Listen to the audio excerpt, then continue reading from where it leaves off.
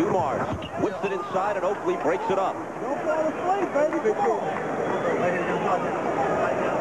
Only one play. See, Oakley just knocking everybody around right now. Stackhouse. Dumars beats the shot clock buzzer and gets the roll and popped out and then back in. Now, you've seen Joe at least 3 or 4 times tonight give the simple show and go. You know, and this is what all young kids, you should look at this, because the fundamentals that this guy has on his shot, you know, he shows it, lets the guy go by him, and then takes a nice, easy shot. You know, Bob Knight used to kill us at Indiana if we didn't shot fake like that. Detroit on a 6-0 run to cut the deficit to 6. Chris Mills backing in. Both he and Dumars go to the floor, and Dumars can't believe that he's hit with the foul.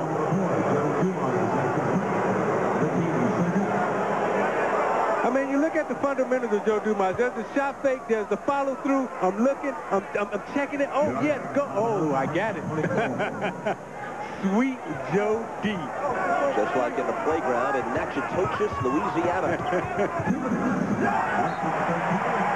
The Knicks lose it. They have 6 turnovers in this game, and 5 of them have been charged to Allen Houston. See, I think Allen Houston, you know, he's a guy that started off well.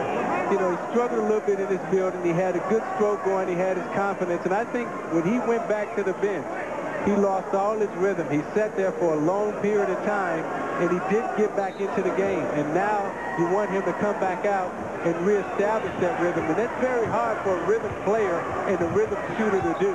Despite showing some signs in the first quarter, he still has never had a good game against Detroit since leaving here for New York.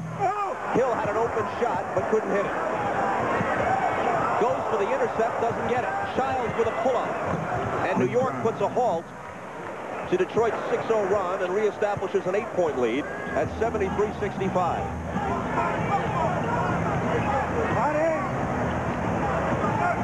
Starks all over Stackhouse, who gets it back on a give and go and wanted a windmill slam it, and it squirted out of his hands like a bar of soap.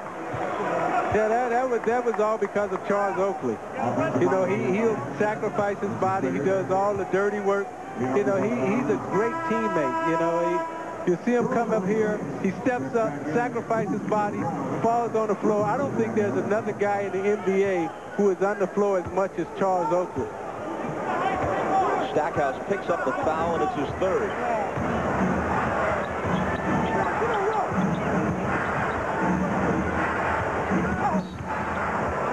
Contact as Childs tries to slide through the pack, and Brian Williams picks up the foul. That's his 1st. You know, Doug's searching for a lot of guys right now, and you know, it's going to be a tough 4th quarter for them. If they got to manage right here, they got to stay around these last minute, 8 seconds, not let the lead get to 10. Oakley hits a 20-footer, and the lead is 10. See, if that psychological mental number for the Pistons right now, if this lead gets to 12, you know, they're going to have an uphill battle the 4th quarter, and I don't know if they have the type of energy coming off the West Coast to mount a comeback. They played in Denver Wednesday against the Clippers Thursday. Dumars with a 3. Yeah, that's my man there. That's Joe Dumars. And you know what? Don't they know that, I mean, he does that, that's his thing. You know, don't they know about him? How can you leave him open? Oakley swings it to Childs. Spin move against 2 defenders. Connects off the glass. See, Joe understands the mental and the psychological game. You know, he cut the lead back down. He had it to 7, now they're down at 9. Now he's going to give his team a chance to have a good 4th quarter. That was a big 3 that he made. I guess those guys didn't have cable when they were growing up. Don't they know about him?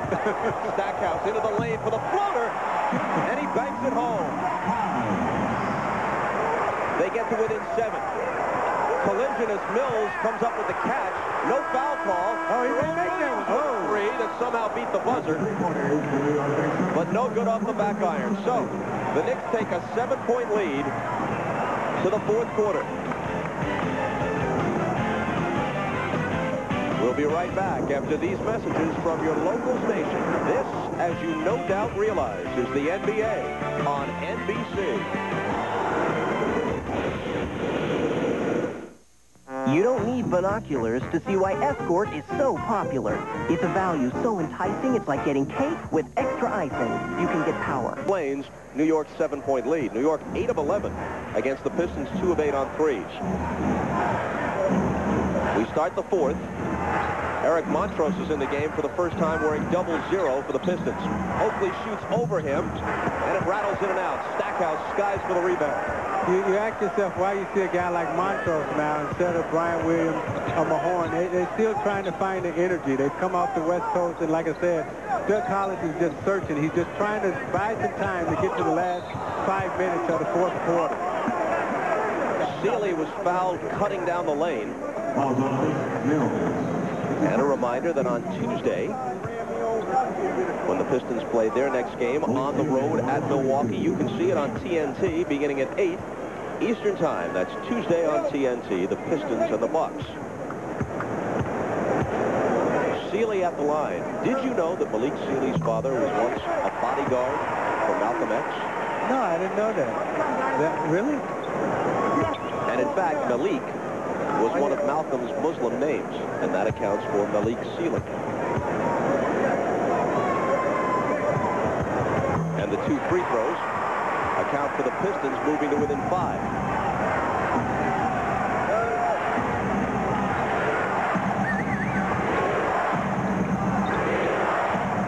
Childs hammering the dribble, giving it up to Starks. Thought about a shot, but instead goes to Oakley, and Oakley goes to the line after the foul. Again, you know, the veterans, you know, they know how to manufacture points.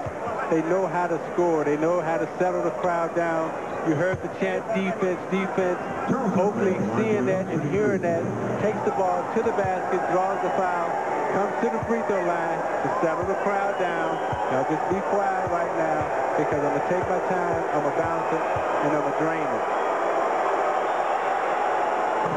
The veteran Oakley comes into the game averaging less than 8 points and right at 8 rebounds. As you see, all the numbers are down for him this year, and this is 13th season. You know, the things that he does out on the basketball court, you know, they don't necessarily show up in the stats. He's got great picks, he's a great passer, and he always gives the pass up that leads to the basket, the second pass that leads to the basket. You know, Oakley, you know, he's one of them guys that's great for chemistry in the locker room. He's one of their leaders, and he's one of the tough guys and one of the glue guys who's held the team together when Patrick Ewing went out. Sealy with 5 on the 24. He's short with the floater. Montrose battling with the tip, but the Knicks come away with the ball. On the wing, it's Mills, and Mills is fouled. Well, finishing up on Oakley, here's a quote from him. He says, "I'm like a butler in a mansion.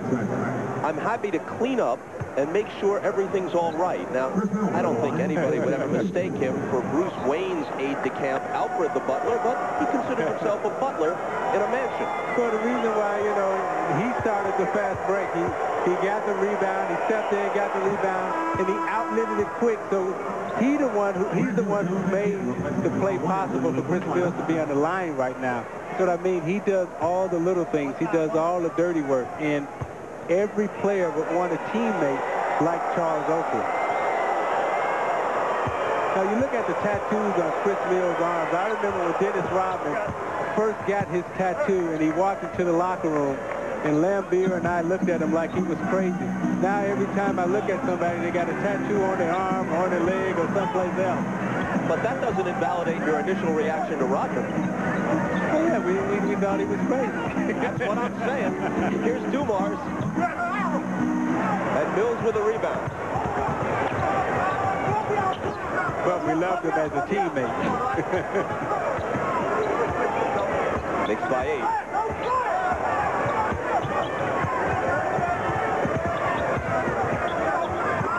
Nice pass from Oakley to Starks.